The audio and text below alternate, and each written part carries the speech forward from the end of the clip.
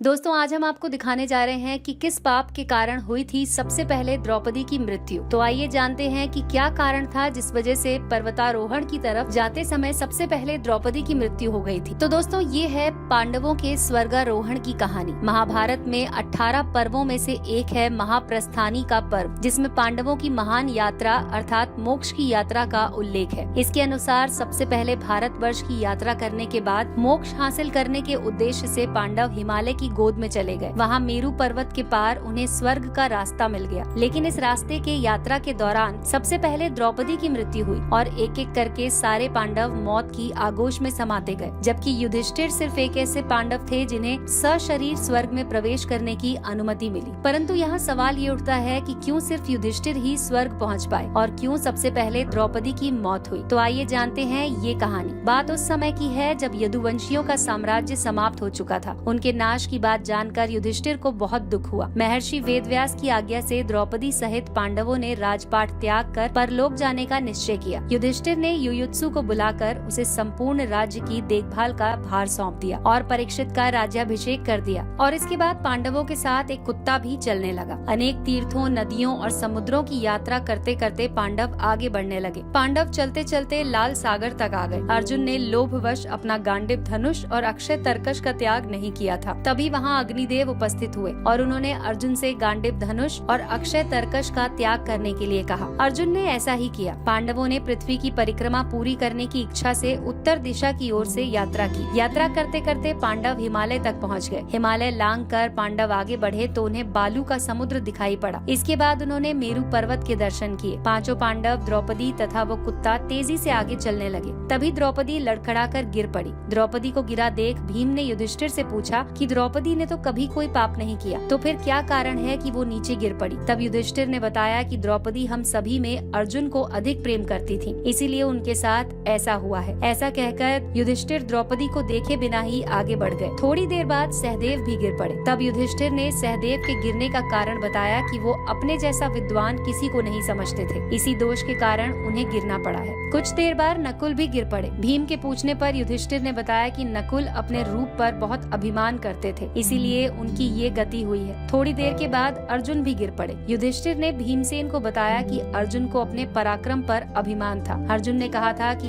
एक ही दिन में वो शत्रुओं का नाश कर देंगे, लेकिन वो ऐसा नहीं कर पाए। अपने अभिमान के कारण ही अर्जुन की ये हालत हुई। थोड़ा आगे चलने पर भीम भी गिर पड़े। तब युधिष्ठिर ने भीम को इसका कारण बताया कि वो बहुत खाते थे और अपने बल का झूठा प्रदर्शन करते थे, इसीलिए उन्हें भूमि पर गिरना पड़ा। ये कहकर युधिष्ठिर आगे चल दिए। केवल वो कुत्ता ही उनके साथ चलता रहा। युधिष्ठिर कुछ ही दूर चले थे कि उन्हें स्वर्ग ले जाने के लिए देवराज इंद्र अपना रथ लेकर आए। युधिष्ठिर ने इंद्र से कहा कि मेरे भाई और द्रौपदी मार्ग में गिर पड़े हैं, वे भी हमारे साथ चलें, ऐसी कोई व्यवस्था कीजिए। तब इंद्र ने कहा कि वे सभी पहले ही स्वर्ग पहुंच चुके हैं, वे शरीर त्याग कर स्वर्ग पहुंचे हैं, लेकिन आप सशरीर स्वर्ग में जाएंगे। इंद्र की बात सुनकर युधिष्ठिर ने कहा कि ये कुत्ता मेरा परम भक्त है, इसलिए इसे भी मेरे साथ स्वर्ग जाने की आज्ञा दीजिए। लेकिन इंद्र ने ऐसा करने से मना कर दिया। काफी देर समझाने पर युधिष्ठिर बिना कुत्ते के स्वर्ग जाने के लिए नहीं माने, तो कुत्ते के रूप में यमराज अपने वास्तविक रूप में आ गए। वो कुत्ता वास्तव में यमराज ही थे। युधिष्ठिर को अपने धर्म में स्थित देखकर यमराज बहुत प्रसन्न हुए। इसके बाद देवराज इंद्र युधिष्ठिर को अपने रथ में बिठाकर स्वर्ग ले गए। स्वर्ग जाकर युधिष्ठिर ने देखा कि वहाँ दुर्योधन एक दिव्य सिंहासन पर बैठा है और वहाँ अन्य कोई नहीं है। ये देखकर युधिष्ठिर ने देवताओं से कहा कि मेरे भाई और द्रौपदी जिस लोक में गए हैं, मैं भी वहाँ जाना चाहता हूँ। मुझे उनसे अधिक उत्तम लोक की कामना नहीं है। तब देवताओं ने कहा कि यदि आपकी ऐसी इच्छा है तो आप इस देवदूत के साथ चले जाइए, ये आपको अपने भाइयों के पास पहुंचा देगा। युधिष्ठिर उस देवदूत के साथ चले गए। देवदूत युधिष्ठिर को ऐसे मार्ग पर ले गया जो बहुत खराब था। उस मार्ग पर घोर अंधकार था, चारों तरफ से बदबू आ रही थी, इधर उधर मुर्दे दिखाई दे रहे थे, लोहे की चोंच वाले कौवे और गीद मंडरा रहे थे। वहाँ की दुर्गंध से तंग आकर युधिष्ठिर ने देवदूत से पूछा कि हमें इस मार्ग पर और कितनी दूर चलना है और उनके भाई कहाँ हैं? युधिष्ठिर की बात सुनकर देवदूत बोला कि देवताओं ने कहा था कि जब आप थक जाएं तो आपको लौटा लाऊं। यदि आप थक गए हों तो हम पुनः लौट चलते हैं। युधिष्ठिर ने ऐसा ही करने का निश्चय किया। जब युधिष्ठिर वापस लौटने लगे तो उन्हें दुखी लोगों की आवाज सुनाई दी। वे युधिष्ठिर से कुछ देर वहीं रुकने के लिए कह रहे थे। युधिष्ठिर ने उनसे उनका परिचय पूछा तो उन्होंने बताया कि वो कर्ण, भीम, अर्जुन, नकुल, सहदेव और द्रौपदी है। तब युधिष्ठिर ने उस देवदूत से कहा कि तुम देवताओं के पास लौट जाओ। मेरे यहाँ रहने से यदि मेरे भाइयों को सुख मिलता है तो मैं इस दुर्गम स्थान पर ही रहूंगा।